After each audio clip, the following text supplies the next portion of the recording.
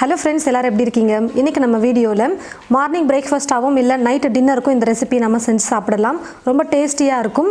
வாங்க முகலாய் எக் பரோட்டா எப்படி செய்கிறதுன்னு பார்க்கலாம். முதல்ல மாவு பசைஞ்சு வச்சுக்கலாம். கோதுமை மாவு வந்து 1 கப் எடுத்திருக்கேன். வெயிட் வந்து பார்த்திங்கன்னா 200 கிராம் இருக்குது.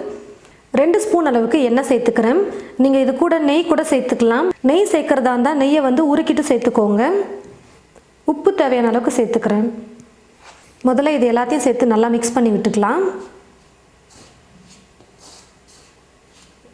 உப்பு எண்ணெய் சேர்த்து நல்லா மிக்ஸ் பண்ணதுக்கப்புறமா தண்ணி கொஞ்சம் கொஞ்சமாக சேர்த்து மிக்ஸ் பண்ணிக்கிறேன்.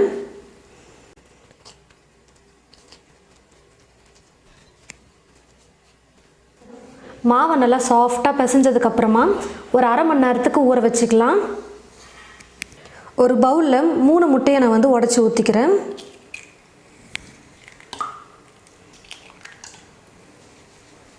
முதல்ல ஸ்பூனை வச்சு முட்டையை வந்து நல்லா அடிச்சுக்கலாம். முட்டையை நல்லா அடித்ததுக்கப்புறமா மசாலாலாம் சேர்த்துக்கணும்.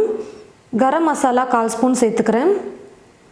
அரை ஸ்பூன் வெறும் மிளகாய்த்தூள், மஞ்சள் தூள் கொஞ்சம், மிளகுத்தூள் கூட நான் சேர்த்துக்க போகிறேன். இது வந்து ஆப்ஷனல் தான், வேணான்னா நீங்கள் ஸ்கிப் பண்ணிக்கலாம்.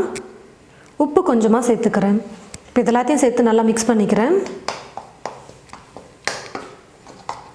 இது கூடவே ஒரு வெங்காயம் எடுத்து பொடியாக கட் பண்ணி வச்சுருக்கேன், அதை சேர்த்துக்கிறேன்.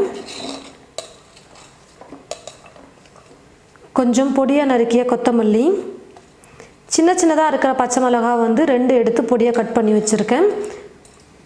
பச்சை மிளகா சேர்க்கறதுனால மிளகாத்தூள் வந்து நீங்கள் கம்மியாக கூட சேர்த்துக்கலாம். நான் வந்து கொஞ்சம் காரமாக இருந்தால் நல்லாயிருக்கும்னு சொல்லிவிட்டு அரை ஸ்பூன் மிளகாய்த்தூள் சேர்த்துருக்கேன். நீங்கள் 1/4 ஸ்பூன் கூட சேர்த்துக்கோங்க. இப்போ இது எல்லாத்தையும் சேர்த்து நல்லா கலந்து விட்டுக்கலாம். எல்லாத்தையும் சேர்த்து நல்லா மிக்ஸ் பண்ணியாச்சு. மாவு வந்து பார்த்திங்கன்னா அரை மணி நேரம் வந்து நல்லா ஊற வச்சு எடுத்துக்கிட்டேன். சின்ன சின்னதாக மாவை இந்த மாதிரி உருட்டி எடுத்துக்கிட்டு கொஞ்சம் மேலே லைட்டாக கோதுமையை தூவி விட்டுட்டு தேய்ச்சிக்கலாம். நம்ம சப்பாத்திக்கு எப்படி தேய்ப்போமோ அதே போல் தேய்ச்சிக்கிட்டால் போதும்.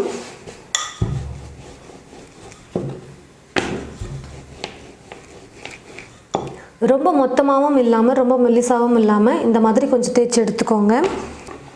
கொஞ்சம் தண்ணி எடுத்துக்கிட்டு எல்லா சைட்லேயும் நீங்கள் கொஞ்சம் ஓரத்தில் வந்து தண்ணி போட்டுருங்க. நம்ம ஒட்டுறதுக்கு வந்து ஈஸியாக இருக்கும் தண்ணி போட்டு நம்ம ஒட்டும் பொழுது.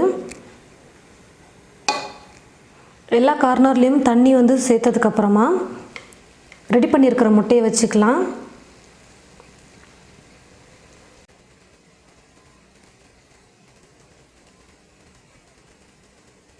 இப்போ அப்படியே இந்த பக்கம் அடித்து விட்டுக்கலாம்.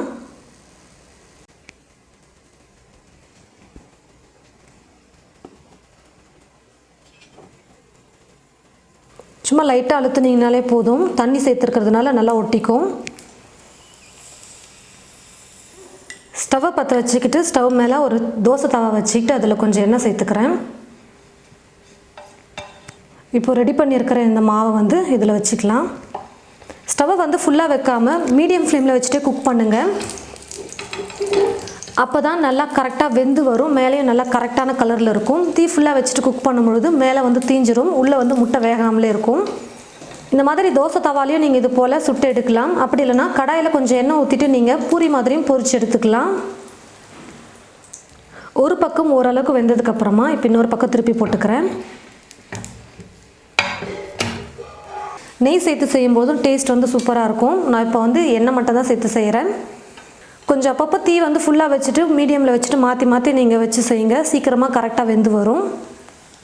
கொஞ்சம் ஒரு பக்கம் லைட்டாக வெந்ததுக்கப்புறமா இந்த மாதிரி கொஞ்சம் எல்லா கார்னர்லேயும் திருப்பி கொடுங்க. அப்போ தான் எல்லா பக்கமும் நல்லா வெந்து வரும்.